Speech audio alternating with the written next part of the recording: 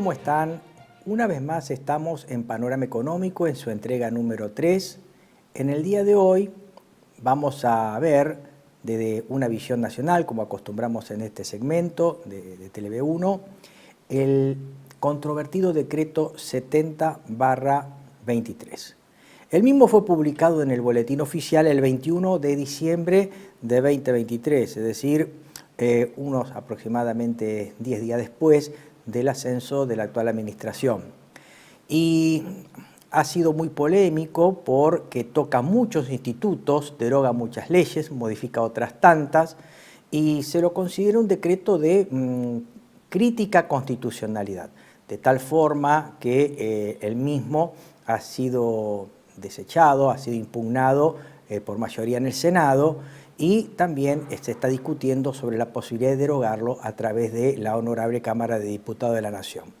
El mismo también ha sido judicializado y también se han dictado una serie de medidas cautelares, por ejemplo, en lo referido a la ley de tierras, en lo referido al capítulo relativo a las reformas del derecho de trabajo. Y para colmo, la Corte, en un fallo que se dio a conocer este martes 16 de abril, ha desechado la posibilidad de tratar el fondo del decreto en dos causas. Una presentada por el Colegio de Abogados y otra por Colegio de Abogados y la otra por la provincia de La Rioja.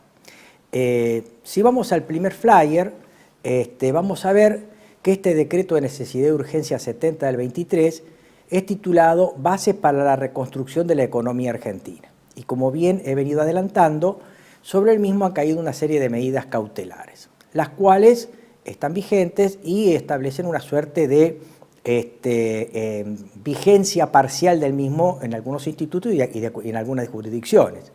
Decíamos que había tenido el rechazo del Senado y también un tratamiento pendiente hacia su aprobación o rechazo por parte de la Honorable Cámara de Diputados de la Nación.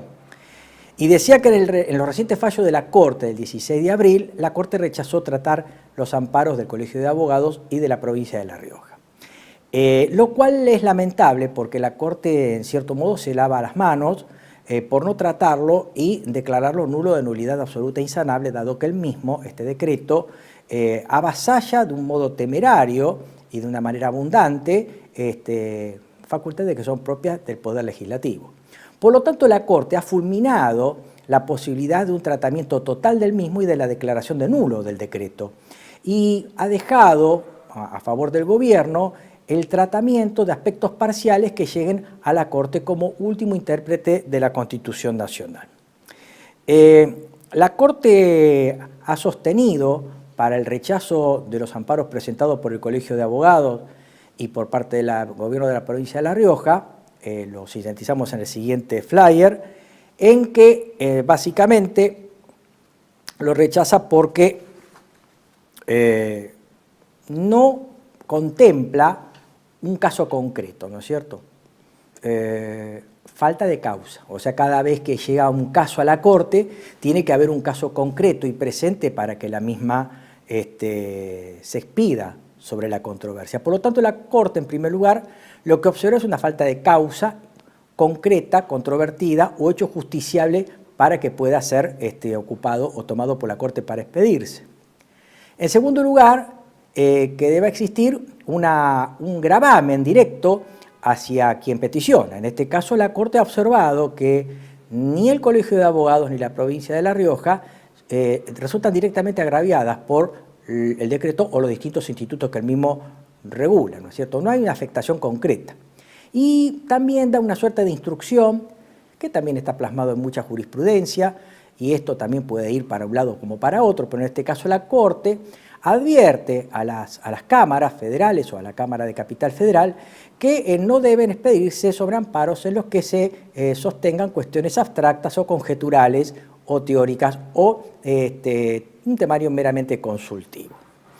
Decíamos que el decreto de necesidad y urgencia 70/23, a nuestro modo de ver, es inconstitucional, porque decíamos, y lo vamos a demostrar en los próximos minutos, temerariamente avanza sobre facultades reservadas al Poder Legislativo. A manera de ejemplo, deroga un sinnúmero de leyes que pacíficamente estaban siendo aplicadas en la legislación nacional y que en su momento habían tenido el debate de la Cámara de Diputados, de senadores. Hay leyes de la década del 40, está la Ley de Contrato de Trabajo, que es de 1974, y después vamos a ver otras tantas, en donde esa legislación había sido pacíficamente discutida, tanto por el Congreso, y obviamente pacíficamente aceptada por los administrados, el Poder Ejecutivo y el Poder Judicial, y de repente el Poder Ejecutivo, en este decreto ómnibus, ampliamente abarcativo de distintos institutos, lo deroga. En este sentido, vamos a la placa que la Constitución Nacional reserva para los decretos de necesidad y urgencia, ¿no es cierto? Y acá vamos a ver que la inconstitucionalidad del decreto es flagrante. El inciso 3 del artículo 99 de la Constitución Nacional dice que el Poder Ejecutivo Nacional participa de la formación de las leyes con arreglo a la Constitución, las promulga y las hace publicar. El Poder Ejecutivo no podrá en ningún caso, bajo pena de nulidad absoluta e insanable, emitir disposiciones de carácter legislativo. Acá está la inconstitucionalidad de este decreto. Y a continuación dice, y no sería el caso contemplado en este párrafo por parte del decreto de necesidad y urgencia 70, dice, solamente cuando las circunstancias excepcionales hicieran imposible seguir los trámites ordinarios previstos por esta Constitución para la sanción de las leyes y no se trate de normas que regulen materia penal, tributaria, electoral o del régimen de los partidos políticos, podrá dictar decretos por razones de necesidad y urgencia, los que serán decididos en acuerdo general de ministros, que deberán refrendarlos conjuntamente con el jefe de gabinete de ministros.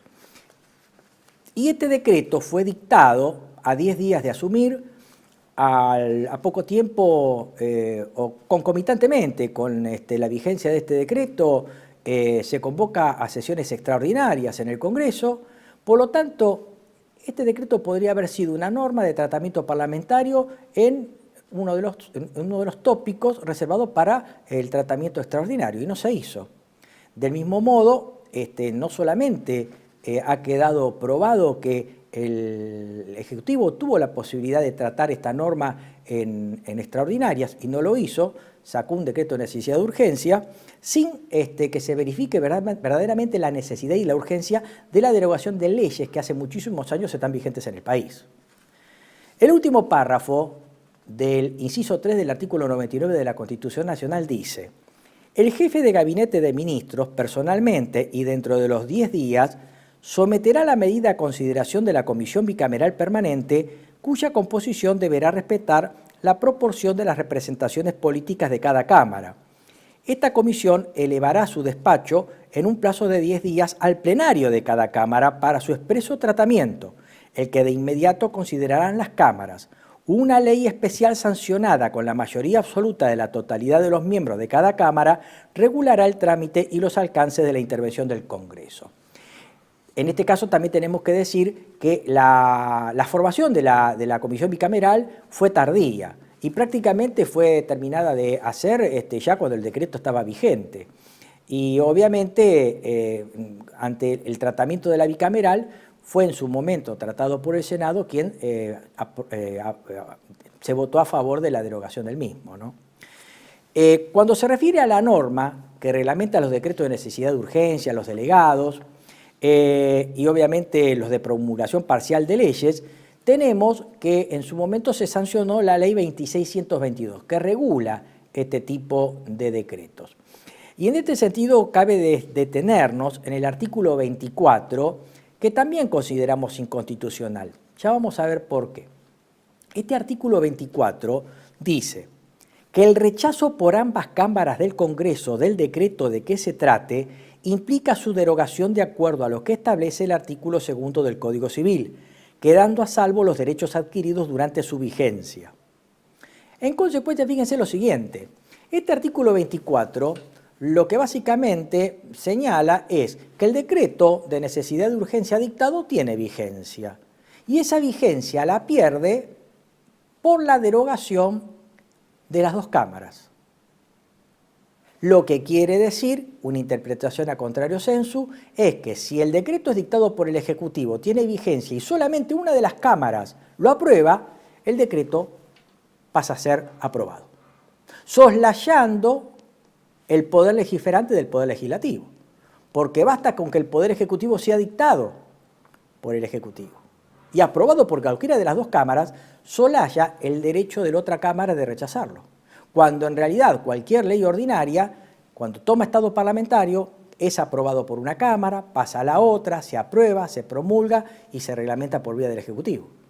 Esto es una especie de ley que tiene un privilegio, en donde el Poder Ejecutivo dicta la norma y una de las dos cámaras lo aprueba y pasa a ser ley, lo cual es realmente inconstitucional. Pero hay más. Este artículo dice que, aun cuando hubiera procedido la derogación por voluntad y mayoría de ambas cámaras, diputados y senadores, el mismo queda derogado hacia adelante, pero no hacia atrás, porque dice en la parte final el artículo 24, quedando a salvo los derechos adquiridos durante su vigencia. Lo que necesariamente se necesitaría en el caso del decreto de necesidad y urgencia, este que estamos tratando, que para que quede sin ninguna vigencia desde su dictado, sea fulminado por una sentencia de la Corte. Y eso no ha podido ser porque les recuerdo que la Corte ha rechazado dos amparos, uno presentado por la provincia de La Rioja y otro por el Colegio de Abogados. Se ha lavado las manos y ha esperado que determinados institutos o en forma parcial lleguen por instancia apelada a la Corte para finalmente ver si es constitucional o no. Vale decir que la Corte perdió, en este caso, o no quiso asumir una responsabilidad histórica. ¿Cuál era? Tomar el decreto, fulminarlo, declararlo nulo de nulidad absoluta e insanable, sin esperar que ambas cámaras se expidan en favor de su derogación, fulminarlo y que no generen efectos ni aún desde su vigencia. Lamentable. Yendo ya al decreto de necesidad y urgencia, vemos que el mismo, en sus 3 primeros artículos, declara, en primer lugar, el artículo primero, emergencia. La emergencia pública en materia económica, financiera, fiscal, administrativa, previsional, tarifaria, sanitaria y social hasta el 31 de diciembre del año 2025.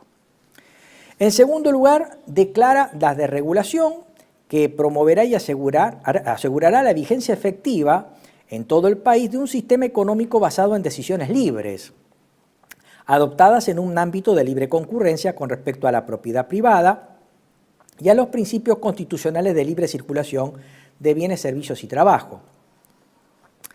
Y el siguiente párrafo dice, para cumplir ese fin se dispondrá de la más amplia desregulación del comercio, los servicios y la industria. Y obviamente va al artículo 3º, que para mí es redundante, pero habla de la inserción en el mundo. El país ya está inserto en el mundo, para bien o para mal, para mucho o para poco. Pero el artículo 3º habla de inserción en el mundo. Las autoridades argentinas, en el ámbito de sus competencias, promoverán una mayor inserción de la República Argentina en el comercio mundial, especialmente con el Mercosur u otras organizaciones internacionales, en particular con la Organización Mundial del Comercio, OMC, y la Organización para la Cooperación del Desarrollo Económico, OCDE. Y obviamente, como esta es una ley o un decreto de materia federal, se invita a las provincias, a la Ciudad Autónoma de Buenos Aires, a dictar en el ámbito de sus respectivas competencias las normas necesarias o convenientes para adherir a estos principios generales. A partir de ahí vamos al título segundo de la norma. Pero fíjense que este decreto se habla mucho, pero se habla poco. El objetivo de este programa más bien es meternos más en detalle de qué hay dentro de este decreto, lo cual, desde ya anticipo, es un trabajo arduo que seguramente también demandará una segunda entrega de este programa y pido paciencia, vamos a tratar de hacerlo de un más simple y didáctico posible, ¿verdad? El título segundo de este decreto se refiere a la desregulación económica y ocupa los artículos 4 a 12, que se refiere a una serie de derogación de leyes que pretenden abonar este proceso de regulación económica. Y acá vamos al tema de un montón de leyes que estaban vigentes, pacíficamente aceptadas por los administrados, por la administración, por la jurisprudencia, etcétera, y que de golpe y porrazo pasan a ser derogados y generan paradojas bastante interesantes de analizar. El primero es la ley 18.425, que es del año 1969, que establece la promoción comercial y la transformación del sistema comercial. O sea, es una norma regulatoria del comercio la cual queda de golpe y porrazo derogada. Si el televidente observa que en la economía argentina está habiendo una gran cantidad de aumento de precios por los servicios, es principalmente por la derogación de buena parte de las normas regulatorias del comercio. O sea, ha habido una gran poda de la ley mercatoria y esto genera una libre posibilidad de los agentes económicos de que puedan establecer los precios que quieren o aún acordar aumentos convenidos, o sea, cartelización para elevar su precio. O sea que si el televidente ve que desde la sanción de esta norma han aumentado los precios y estos precios de los bienes y servicios argentinos han crecido de modo tal que una canasta de bienes es comparable con una canasta de bienes similar en Estados Unidos y en Europa, en gran parte es por culpa de este tipo de normativa. La segunda es la ley 26.992, que es del año 2014, que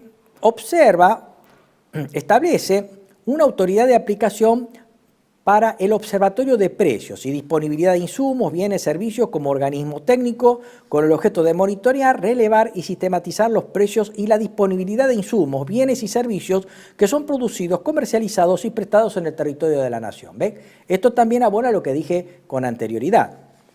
La ley 27.221, que es del año 2015, regulaba los contratos de locación de inmuebles turísticos de descanso similares, con plazo inferior a 3 meses. Todas estas normas, reitero, han sido derogadas desde el artículo 1 hasta el último. La otra norma es la 27.545, que es del año 2020, que es la famosa ley de góndola, con lo que tenía por objetivo contribuir a que el precio de los productos alimenticios, bebidas, de higiene, limpieza del hogar, sea transparente y competitivo en beneficio de los consumidores. Establece una autoridad de aplicación y los productos alcanzados y sus respectivas definiciones. Y en esta ley de góndola quiero aclarar que era bastante positiva, porque cuando usted iba al supermercado, por ejemplo, a adquirir productos de tocadora y de higiene, la góndola del supermercado estaba siempre ocupada o repartida por dos grandes empresas transnacionales, Unilever y Procter & Gamble, de origen norteamericano. Ahí usted podía comprar un jabón en polvo ALA o ACE, que prácticamente son manufacturadas y producidas por esos dos grandes pulpos de esta industria de consumo masivo de tocador e higiene. Esto también posibilitaba la ley de góndolas permitir que la góndola sea compartida por pymes que producían los mismos productos. Y por el efecto de la picardía de la ley de góndola, estas empresas se encargaban de ocupar la góndola o pagar por los espacios de góndola, o pagar por las puntas de góndola, o pagar la góndola con sus repositores. Y del mismo modo, esta ley de góndolas permitía que las pymes pudieran ocupar con sus productos la góndola para que el consumidor pudiera elegir entre los productos de las grandes empresas transnacionales o pymes, sino que también permitía la exhibición de las góndolas para su venta de aquellos productos de las economías regionales. Bueno, esta ley ha sido derogada, es una ley que permitía la competencia en ese sentido dentro del espacio de la venta, dentro de un ámbito del supermercado, ¿verdad? La ley 19.227 fue derogada también, que del año 1971, fíjense, 1971, que promovía y perfeccionaba una red de mercados mayoristas de gravitación regional o nacional, también referido a la regulación del comercio. Acá tenemos una ley importante que ha quedado derogada, que es la 2680 de 1974, que es la llamada ley de abastecimiento, que permitía la regulación por parte del Estado para evitar acaparamientos, falta de stocks, permitía el establecimiento de precios máximos, importaciones, intervención del Estado con mercancías para bajar su precio, que obviamente también fue derogada, y esta es una de las causas también porque los precios de los bienes masivos de consumo han subido. Decía el acápite de la ley: la presente ley regirá con respecto a la compraventa, permuta y locación de cosas muebles, obras y servicios, sus materias primas, directas o indirectas, y sus insumos, lo mismo que a las prestaciones, cualquiera fuese su naturaleza, contrato o relación jurídica que las hubiere. Destinados estos productos a la sanidad, alimentación, vestimenta, higiene, vivienda, deporte, cultura, transporte, calefacción, refrigeración, esparcimiento, así como cualquier otro bien mueble o servicio que satisfaga, directa o indirectamente, necesidades comunes o corrientes de la población. ¿Se dan cuenta por qué los precios se están subiendo? Otra ley es la 27437 del 2018, la cual solamente ha sido derogada en sus artículos 1 al 21 y 24 al 30, que es una ley que promovía la industria nacional, que es la Ley de Compra Argentino y Desarrollo de los Proveedores. Esta es una ley no solamente que beneficiaba a los consumidores, que también tenía un fuerte sesgo industrialista, en donde el alcance tenía por objeto determinados sujetos deberían otorgar preferencia a la adquisición, locación o leasing de bienes de origen nacional, en los términos dispuestos por la ley y en las formas y condiciones que establezca la reglamentación. Otra ley es la 26736 de 2011, pasta, celulosa y papel para diarios, control parlamentario y marco regulatorio, control parlamentario y regulatorio de la provisión de pasta de papel. Insumo básico en su momento para la industria gráfica, libros, revistas y obviamente el desarrollo de la industria cultural. La ley 2657 también fue derogada, que es del año 1974, que establecía un régimen para la actividad comercial de supermercados. Esto entonces, fíjense que básicamente termina explicando por qué los alimentos o los bienes y determinados servicios están aumentando. También hay otras derogaciones que se explicitarán más adelante, en la próxima entrega, que también evidencia de por qué determinados servicios han aumentado. Por ejemplo, comisiones bancarias, las famosas prestaciones de servicios de las prepagas de medicina, la prepaga, por ejemplo, Swiss Medical, OCDE, etc. Este decreto también modifica la Carta Orgánica del Banco de la Nación Argentina. El Banco de la Nación Argentina tiene una Carta Orgánica que está plasmada en la Ley 21799 y deroga el artículo 2 de esta ley. El artículo 2 de esta ley decía: la Nación Argentina garantiza las operaciones del banco. Quiere decir que a partir de la vigencia de este decreto, o sea, actualmente todas las operaciones del Banco de la Nación Argentina han dejado de estar garantizadas por la Nación Argentina. Y esto desde la sanción de la ley, ya está. Ley 25.065. Es una ley muy importante porque regula las operaciones comerciales de buena parte de los consumidores argentinos, principalmente las clases medias y altas, que es la ley de tarjetas de crédito. En esta ley de tarjeta de crédito 25.065 se derogan los siguientes artículos que someramente vamos a comentar. Se derogan los artículos 5, 7, 8, 9, 17, 32, 35, 53 y 54. Simplemente los menciono. El artículo 5 se refiere a la identificación del usuario o poseedor de la tarjeta de crédito. El 7º se refiere a la forma de redacción del contrato de tarjeta de crédito. Pero vamos a lo esencial. El artículo 17 se refiere a sanciones. Decía: el Banco Central de la República Argentina sancionará a las entidades que no cumplan con la obligación de informar o, en su caso, no observen las disposiciones relativas al nivel de las tasas a aplicar, de acuerdo con lo establecido en la Carta Orgánica del Banco Central. Por lo tanto, este artículo 17 de la Ley de Tarjeta de Crédito ha quedado derogado. Por lo tanto, libera a las entidades del control del Banco Central y de las sanciones relativa, reitero, a la obligación de informar o, en su caso, respecto de la observación de las disposiciones relativas al nivel de tasas a aplicar. Entonces se dan cuenta por qué se le ha vuelto más oneroso a usted operar con una tarjeta de crédito. Y esto está vigente. El artículo 32, que fue derogado, se refería al deber de información. por parte del emisor de la tarjeta sin cargo alguno. Información que debía ofrecer a los usuarios de las tarjetas de crédito. Esta obligación de informar ha quedado derogada. Respecto esencialmente a todos los materiales e instrumentos de identificación y publicaciones informativas sobre los usuarios del sistema, el régimen sobre pérdidas o sustracciones de los cuales están sujetos en garantía de los derechos de los usuarios de tarjetas de crédito, las cancelaciones de tarjeta por sustracción, pérdidas voluntarias o por resolución contractual. Vale decir que todos estos deberes han quedado derogados. El artículo 35 también ha quedado derogado, que se refiere a terminales electrónicas y que decía: los emisores instrumentarán terminales electrónicas de consulta para los proveedores que no podrán excluir equipos de conexión de comunicaciones o programas informáticos no provistos por aquellos, salvo incompatibilidad técnica o por razones de seguridad.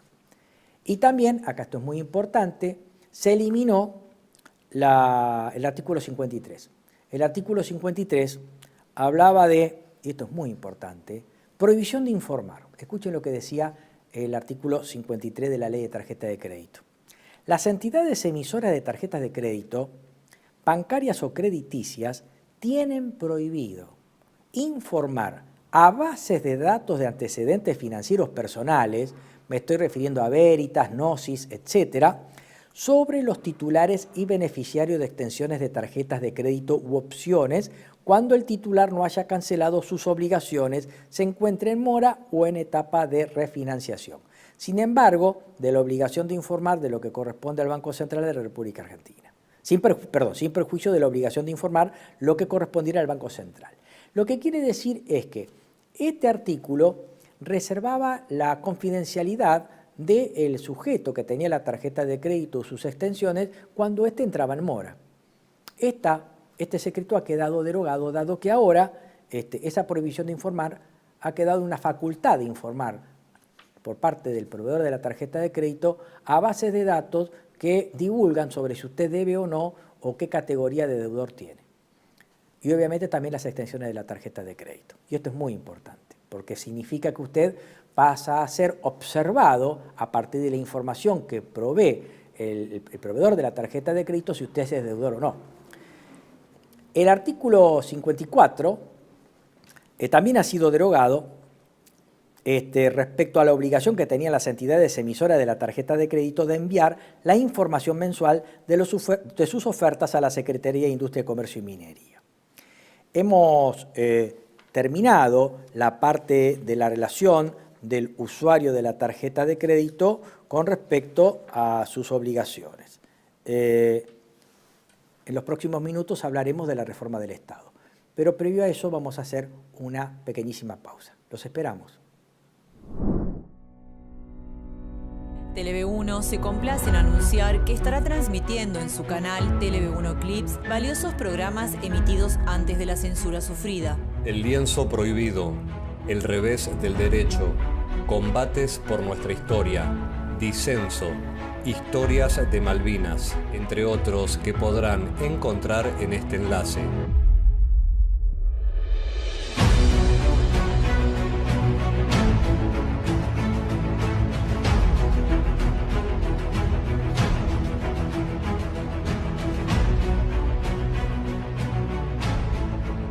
Agradecemos su aprovechamiento y difusión. Bienvenidos a CEPA, Centro de Estudios del Pensamiento Americano. Nuevo sitio web de cursos de formación en política, filosofía, historia, literatura, geopolítica, religión, psicología y más. Cursos de formación que reflejan el verdadero pensamiento americano. Lo invitamos a elegir el curso de su agrado ingresando en www.cepa.la.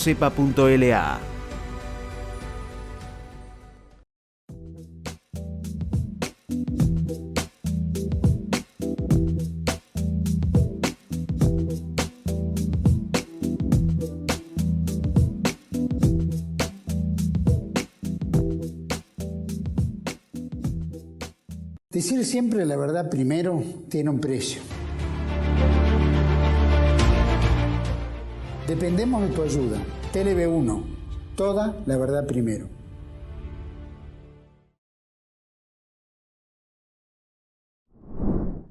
Volvemos con el análisis del decreto de necesidad de urgencia 70/23. Habíamos terminado los capítulos relacionados con la tarjeta de crédito y las relaciones de consumidor.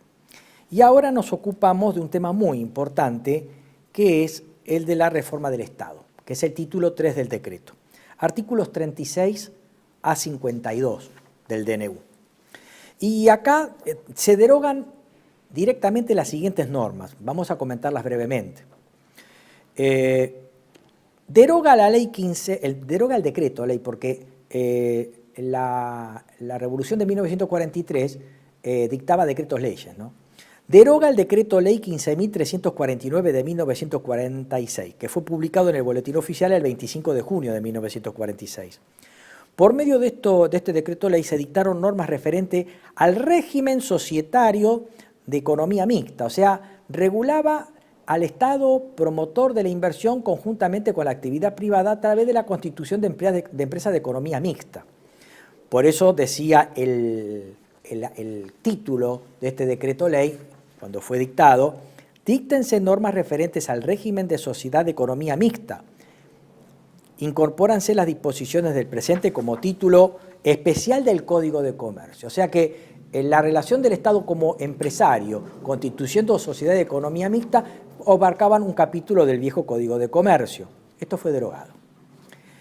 La Ley 13.653 de 1949, que establecía un régimen y funcionamiento de empresas del Estado. Fíjense qué contrasentido. Esta ley 13.653, que fue publicada en el Boletín Oficial el 13 de octubre de 1949, ha sido derogado. Por lo tanto, ha sido derogado el régimen de funcionamiento de empresas del Estado. Sin embargo, hay que considerar que las empresas del Estado siguen estando. Sin embargo, ha sido derogado su régimen regulatorio. Un contrasentido, un verdadero despropósito y disparate. Porque empresas del Estado siguen estando, pero ha sido derogado su régimen regulatorio. Y esto está vigente. La ley 18.875, que es de 1971, que, reitero, esto es una ley importante. Todo país que pretende industrializarse tiene que tener una ley de compra nacional. Estados Unidos la tiene para el desarrollo de sus industrias, sobre todo las de avanzada. El Estado, cuando va a comprar, debe tender a propender a preferir a las empresas nacionales. Todo el sistema de conquista del espacio ha generado, por parte del Estado, a toda una red de proveedores de tecnología de punta. Turbinas, equipos especiales, etcétera, lo cual ha generado un importante derrame en industrias de avanzada y de ruptura de paradigmas tecnológicos. Bueno, esta ley tendía a hacer lo mismo, pero para la República Argentina. La ley 18.875, reitero, establecía un régimen de compra nacional, normas referentes a compras por parte del Estado Nacional. Se derogó también la ley 14.499 de 1958, que establecía las bases para la fijación de haberes a los jubilados y pensionados. Entonces, la clase pasiva encontrará por qué, entre otras cosas, sus haberes jubilatorios están actualmente pulverizados. Reitero, la ley 14.499 de 1958 establecía las bases para la fijación de haberes a los jubilados y pensionados. También se derogó la ley 20.705 de 1974, que es la ley de sociedad del Estado, normas y funciones. Y de vuelta al contrasentido. Existen actualmente sociedades del Estado, pero ha sido derogado su marco regulatorio. Ley 20.705. Y esto está vigente. La ley 23.696, que entró en vigencia, o sea, fue publicada en el Boletín Oficial, mejor dicho, el 23 de agosto de 1989, reforma parcial. Vamos a detenernos a la 23.696, que es básicamente la reforma Dromi. Cuando el presidente Carlos Saúl Menem asume la presidencia el 8 de julio de 1989, recuerden que esa esa asunción fue irregular, debería haber asumido el 10 de diciembre de 1989, pero dada la situación económica imperante, saqueos, hiperinflación, etc., el presidente Alfonsín se vio obligado a entregar antes el poder, y eso ocurrió ese 8 de julio del 89, en medio de una gran convulsión social e hiperinflación. Menem cambia el eje de su discurso político y toma ideas neoconservadoras. O sea, fue el introductor de las ideas del Consenso de Washington, se alía a la UCD y obviamente toma a su cargo dentro de los ministerios una gran cantidad de funcionarios y ministros que tendían a establecer estas ideas de privatización, de regulación, emergencia económica, reforma del Estado y políticas market friendly o amigables al mercado, tanto de inversión local como del exterior. Y obviamente las dos grandes leyes madres de la reforma, que tuvieron un principal artífice que fue un abogado administrativista, Roberto Dromi, fueron dos leyes. La ley 23697, que dictó la emergencia económica a nivel general en toda la administración pública y obviamente también organismos descentralizados, empresas, sociedad del Estado, sociedad de economía mixta, etc. Y la ley 23696, que es la de reforma del Estado, que está vigente todavía. Esa ley después dio marco a una serie de decretos y normativas complementarias que tendieron a perfeccionar o a profundizar el proceso de privatización y de regulación durante la administración Menem. En este caso, el decreto 70 del 23 ha efectuado una reforma parcial. Por ejemplo, ha derogado la declaración de emergencia administrativa. Pero fíjense también que esta reforma del Estado, la 23696, también preveía la privatización de empresas públicas, cosa que este gobierno también pretende. No por ahí a través de este decreto, sino de una ley ómnibus, que ya en su momento perdió estado parlamentario, pero ahora se vuelve con un nuevo intento de ley ómnibus que está teniendo tratamiento parlamentario y que seguramente será objeto del tratamiento por parte de este espacio en futuras emisiones. Pero volvamos al decreto. En el proceso de privatización que se preveía en la ley de reforma del Estado, se establecía, entre otras cosas, que las empresas privatizadas tenían que reservar la facultad de los trabajadores de ser en parte accionista de las empresas privatizadas a través de lo que se llamaba programa de propiedad participada, los cuales en su momento y en los hechos no tuvo mucho éxito. Muchos de los trabajadores que terminaron despedidos, desvinculados o seguían perteneciendo a las empresas privatizadas, nunca pudieron tener las acciones correspondientes de las mismas, ¿no es cierto?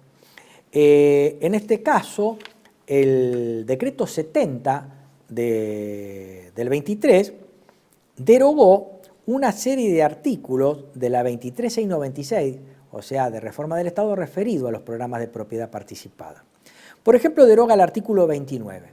Y esto es muy importante verlo porque esto va a tener que ver con el futuro proyecto privatizador del gobierno, si es que lo logra, en donde estas normativas no se aplicarían porque fueron derogadas por este decreto 70, ¿no? Entonces, el artículo 42 del decreto de necesidad de urgencia 20 del 23 dice: derógase el artículo 29 de la ley de reforma del Estado 23696. Este artículo 29, no lo voy a leer todo, simplemente voy a dar la idea, dice: en los programas de propiedad participada, el ente a privatizar deberá emitir bonos de participación en las ganancias para el personal. O sea, esto ha quedado derogado. O sea que en el momento en que se privatice una empresa, en estos programas de propiedad participada, los trabajadores no recibirán bonos de participación en las ganancias para el personal. Otra cosa que deroga este decreto de la Ley de Reforma del Estado es el inciso 8 del artículo 15. Este inciso 8 del artículo 15 de la Ley de Reforma del Estado decía: acordar a la empresa que se privatice beneficios tributarios. Esto por ahí es positivo, simplemente lo que significa es que la empresa tributaria no podrá usufructar beneficios tributarios. Dice que en ningún caso podrán exceder a los que prevean los regímenes de promoción industrial, regional o sectorial vigentes al momento de la privatización para el tipo de actividad que aquella desarrolle o para la región donde se encuentra radicada. O sea que una empresa que es privatizada solamente podría usufructuar los beneficios tributarios que ostentaba la empresa estatal y que estaban en el marco de los regímenes que regulaban las promociones industriales, ¿no?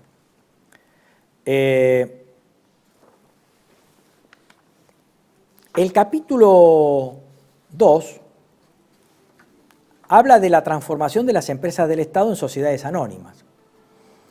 En este caso, el artículo 48 del decreto dice: las sociedades o empresas con participación del Estado, cualquiera sea el tipo o forma societaria adoptada, se transformarán en sociedades anónimas.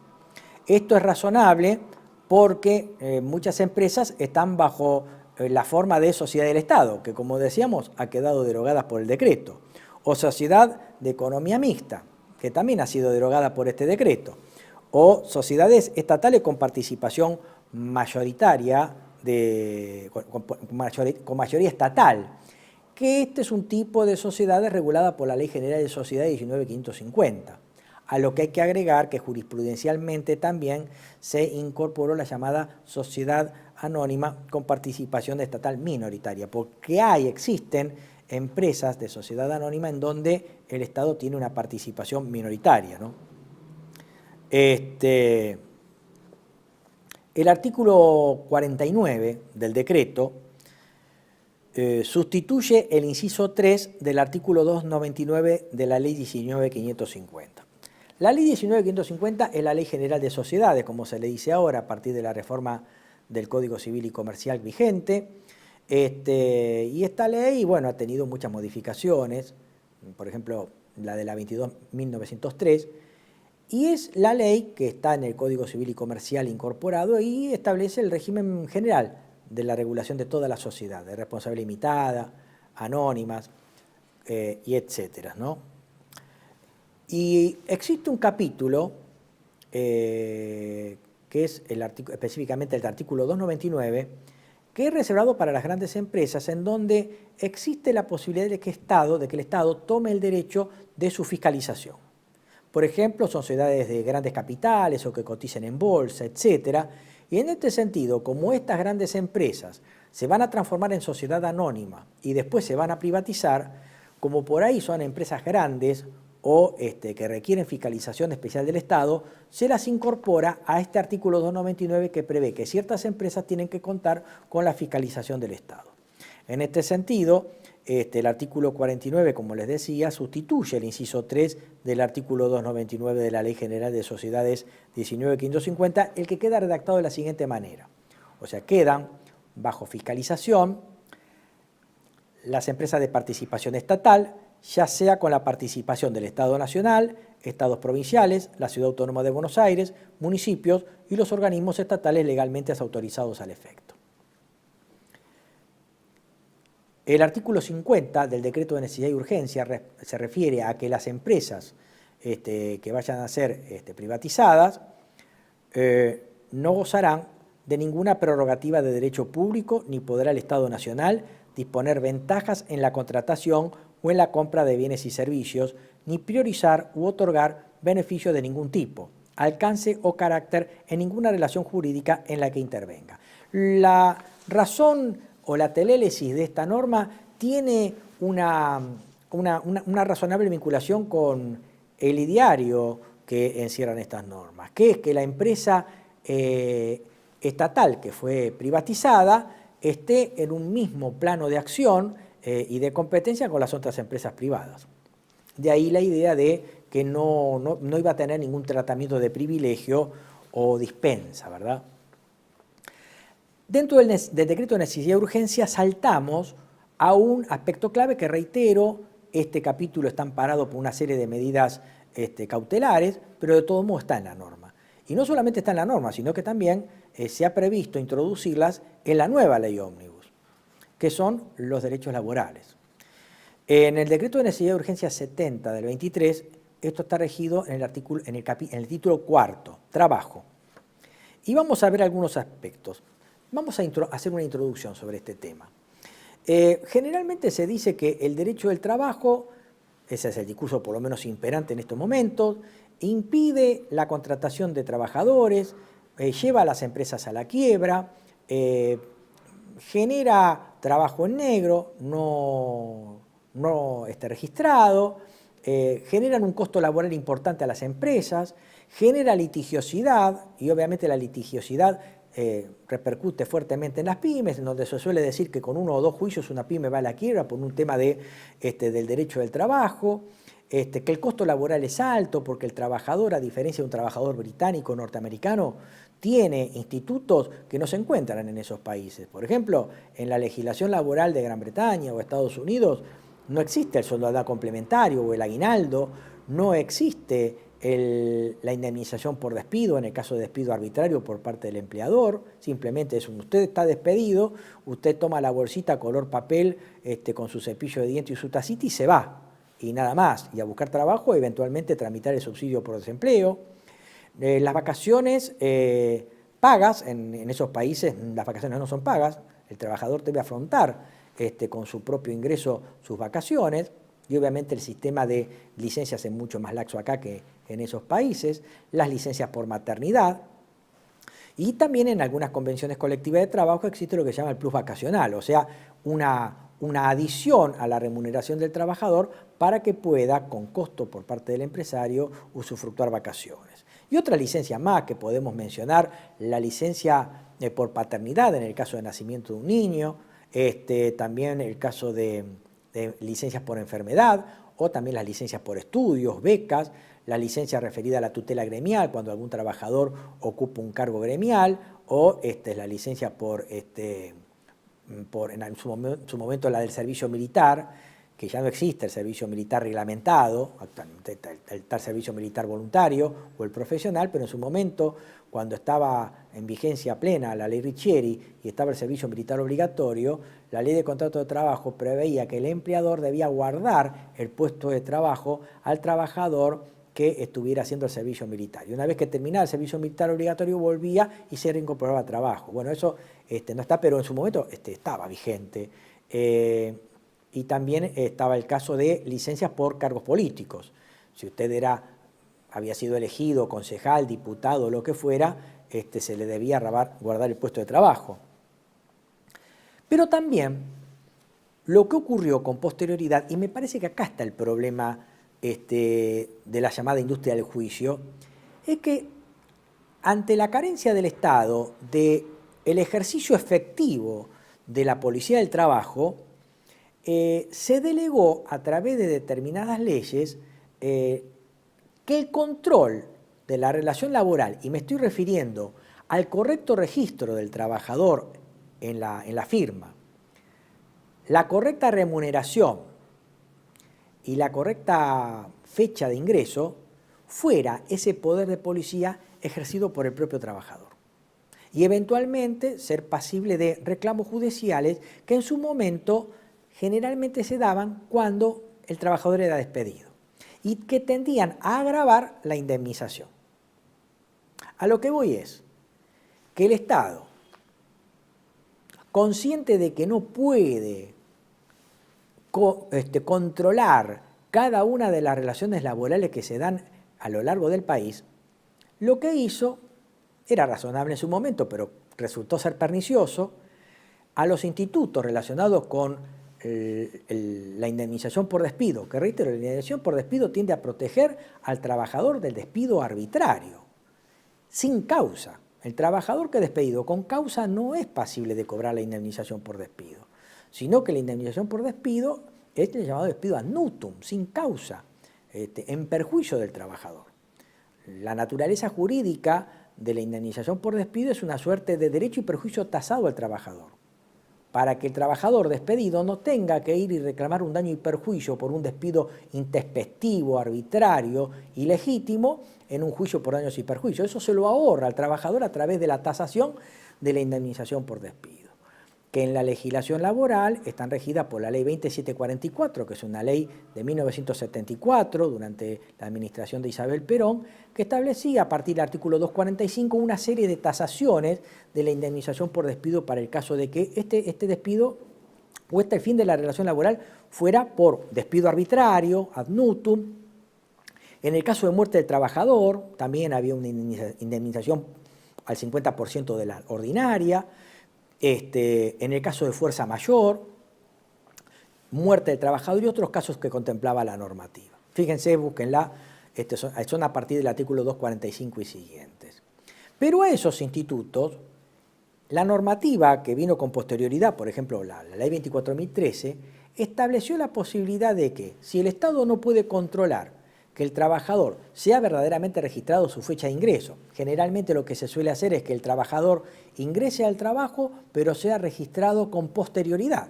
Por lo tanto, no se le reconoce la antigüedad de cuando entró y estuvo a prueba o en una situación irregular.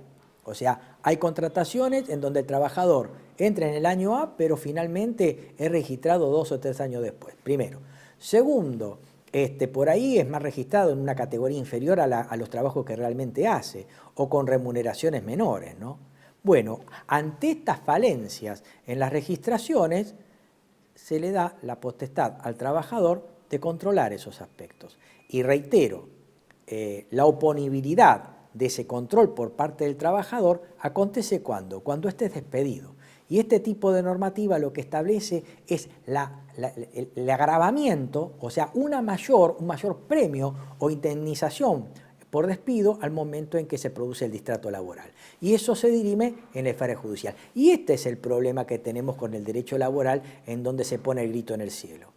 El problema no está en la indemnización por despido, que reitero, el trabajador es protegido en contra del despido arbitrario del trabajador en la década del 30. José Félix Uriburu puso este tipo de normativas que protegen al trabajador en contra del despido arbitrario. Lo que sí promueve la industria del juicio, lo que sí promueve el agravamiento de la indemnización por despido y el alto costo laboral y también en honorarios judiciales es este tipo de multas que establecen estas normas que se derogan a través del decreto 70. Esto parece razonable, ¿verdad? También es discutible, uno no tiene la última palabra en estas cuestiones. Pero también genera un problema de tendencia a pleitear, porque si el trabajador es despedido y advierte mínimamente que hubo un error en su alta o en su remuneración o en su escalafonamiento, se tiende a pedir en la demanda o en la etapa previa del SECLO una mayor indemnización, o sea, promueve lo que se llama la industria del juicio, y eso está en connivencia entre el trabajador y su asesoría letrada, ¿verdad? Pero es un problema que no lo tiene el trabajador ni la asesoría letrada, sino que la misma ley establece un incentivo a agravar una situación judicial o llevar un distrato laboral a juicio y obviamente comprometer a la empresa, principalmente a las pymes. Yendo al tema, el título cuarto del Decreto de Necesidad y Urgencia 70 del 23 se refiere a las relaciones laborales. El artículo 53 del DNU deroga los artículos 8 a 17 y 120, inciso A, de la Ley 24.013 del año 91. Esta Ley 24.013 estableció la regularización del empleo no registrado. Ese era el objeto. Como yo quiero regularizar el empleo no registrado, establezco una serie de sanciones y de multas o de agravamiento al empleador cuando éste no registre bien al trabajador, o sea, establezca fechas de alta del trabajador postdatada, categorías distintas a las que realmente la persona trabaja, o una remuneración inferior. Promoción y defensa del empleo, protección de trabajadores desempleados, indemnización por despido injustificado. Y ahí viene el tema del agravamiento de la indemnización por despido, ¿verdad? Este artículo 8, que fue derogado, decía: el empleador que no registrare una relación laboral abonará al trabajador afectado una indemnización equivalente a 1/4 parte de las remuneraciones devengadas desde el comienzo de la vinculación, computadas a valores reajustados de acuerdo a la normativa vigente. En ningún caso esta indemnización podrá ser inferior a 3 veces el importe mensual del salario que resulte de la aplicación del artículo 245, que es el que regula el régimen del distrato laboral injustificado, o sea, el despido, la indemnización por despido. Entonces fíjense cómo este artículo directamente grava de una manera muy importante al empleador que no registrara una relación laboral. La indemnización, dice este artículo, equivale a 1/4 parte de las remuneraciones devengadas desde el comienzo de la vinculación, computadas a valores reajustados de acuerdo a la normativa vigente. Bueno, este artículo fue derogado por el decreto 70, ¿verdad? Otro artículo que va en el mismo sentido y que fue derogado es el artículo 9 de la 24.073. Este artículo 9 decía: el empleador que consigne en la documentación laboral una fecha de ingreso posterior a la real abonará al trabajador afectado una indemnización equivalente a la 1/4 parte del importe de las remuneraciones devengadas de la fecha de ingreso hasta la fecha falsamente consignada, computadas a valores reajustados de acuerdo a la normativa vigente. En este caso es cuando el trabajador no estuviera registrado, pero con una fecha de ingreso posterior, cuando en realidad antes estaba trabajando. El artículo 10 también va en el mismo sentido, que fue derogado por el decreto 70. Este artículo 10 de la ley 24.073 decía: el empleador que consignara en la documentación laboral una remuneración menor que la percibida por el trabajador, abonará a éste una indemnización equivalente a la 1/4 parte del importe de las remuneraciones devengadas y no registradas, debidamente reajustadas desde la fecha en que comenzó a consignarse indebidamente el monto de la remuneración. Reitero que estas derogaciones resultan razonables, pero deberían ser discutidas en el Parlamento con una participación de los sindicatos, que son los representantes de los trabajadores, a los efectos de consensuar una solución que, por un lado, proteja al trabajador del despido ad nutum o injustificado, pero también traten de encontrarle la vuelta a los efectos de que no exista el incentivo del trabajador de llevar a juicio a la empresa ante problemas de registro laboral. Y del mismo modo, también detrás de esto que hay la necesidad de una buena gestión del Estado de contralor, de que las relaciones laborales sean registradas en tiempo y forma, que los ingresos coincidan con el real ingreso del trabajador a la empresa, que la categoría en la que está registrado y por la que recibe sus remuneraciones sea la correcta y que las remuneraciones que figuren sean realmente las correctas.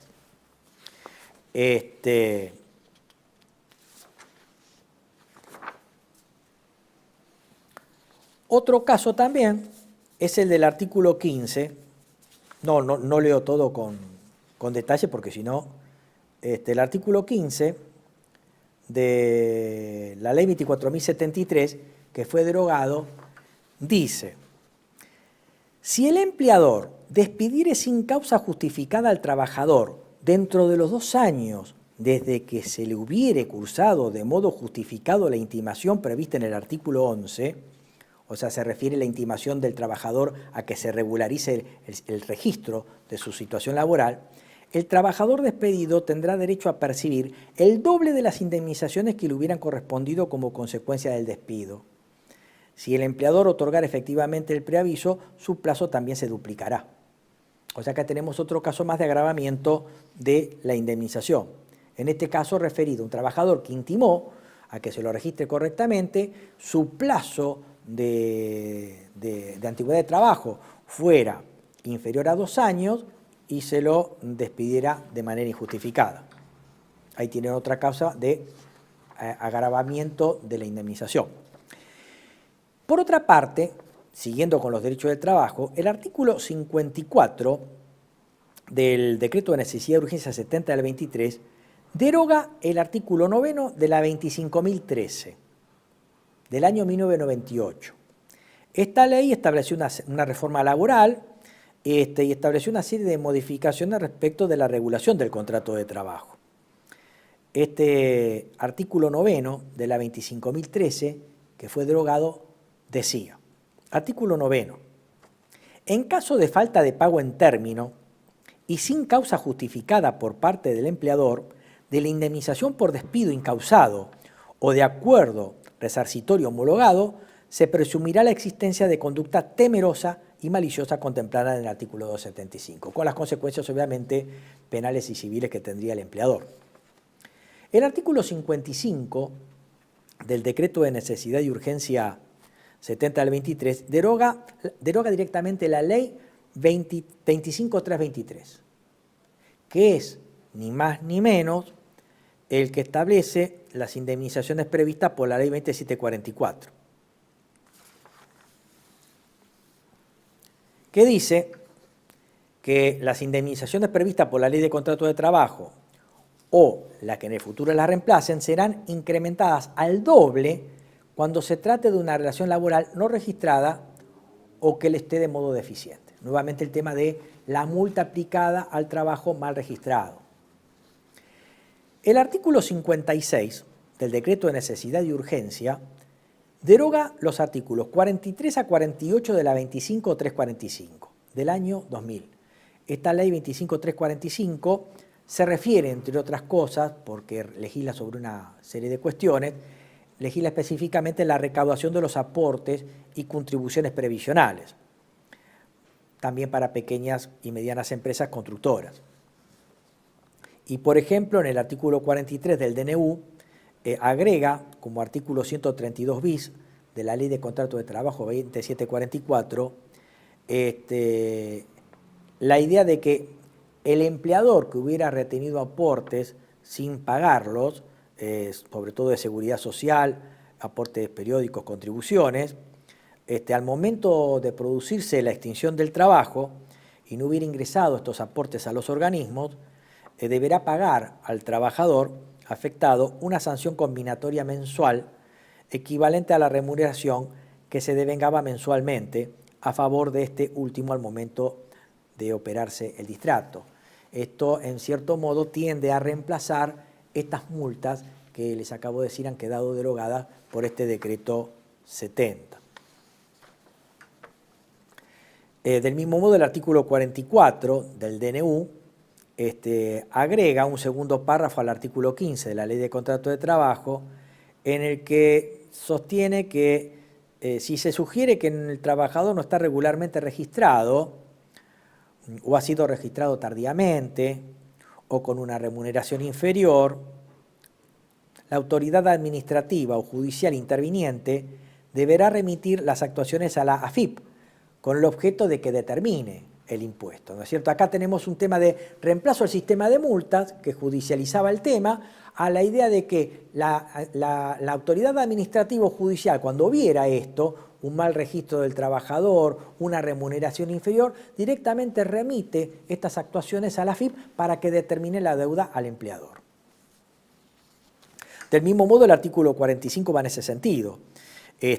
Agrega como último párrafo del artículo 80, que es el que establece la obligación por parte del empleador de dar un certificado de trabajo, una constancia de trabajo. Dice que si no se entrega esta certificación, el empleador será sancionado con una indemnización a favor del trabajador que será equivalente a 3 veces la mejor remuneración mensual normal y habitual percibida. Y finalmente vamos a ver dos artículos más. En la próxima entrega seguramente seguiremos con el análisis del decreto. Me he detenido más sobre los aspectos laborales porque son muy interesantes, sobre todo a partir de lo que se viene. El artículo 46 del DNU agrega, como último párrafo al artículo 132 de la Ley 18345, que si hubiera una sentencia firme que estableciera que el trabajador es dependiente y que esa dependencia hubiera sido desconocida su ingreso, el secretario del juzgado interviniente deberá remitir las actuaciones a la AFIP para la determinación de la obligación fiscal. Nuevamente en la misma medida. Eliminamos las multas, pero en el juzgado, si existe alguna irregularidad, deben ser remitidas las actuaciones a la AFIP para que determine la deuda. El artículo 47 del DNU modifica el artículo 11 de la 24.013 en cuanto a a que las indemnizaciones previstas procederán cuando el trabajador o la asociación sindical que lo representen cumplimente en forma fehaciente unos determinados requisitos. Y bueno, lo dejamos ahí, como decía un viejo periodista, lo dejamos en la parte del trabajo agrario, en donde resulta interesante ver que el artículo 57 del DNU deroga el artículo 15 de la Ley 26727 del año 2011, que se refiere al trabajo agrario, en lo relativo a que el artículo 15 establecía la prohibición de la actuación de empresas de servicios temporarios, agencias de colocación o cualquier otra empresa que provea trabajadores a la actividad. Por lo tanto, a partir de este decreto se pueden proveer a la actividad agraria la participación de empresas de servicios temporarios o agencias de colocación de cualquier otra naturaleza.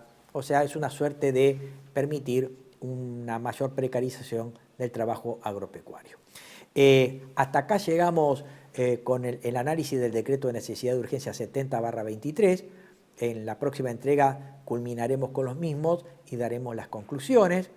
Espero que haya sido útil este programa. Hemos tratado de hacerlo lo más sencillo, lo más didáctico posible, para ver algo que generalmente no se observa en los medios de comunicación, que es un tratamiento exhaustivo, meternos dentro de la norma y ver qué es lo que legisla o modifica la misma, dado que generalmente le estamos hablando por arriba, tanto del decreto 70 como de la ley ómnibus, y en definitiva estos debates carecen de sustento fáctico o de seriedad. Nuevamente, espero que haya sido útil. Muchas gracias a las autoridades de TLV1 por el espacio cedido y nos vemos en la próxima entrega de Panorama Económico. Los esperamos.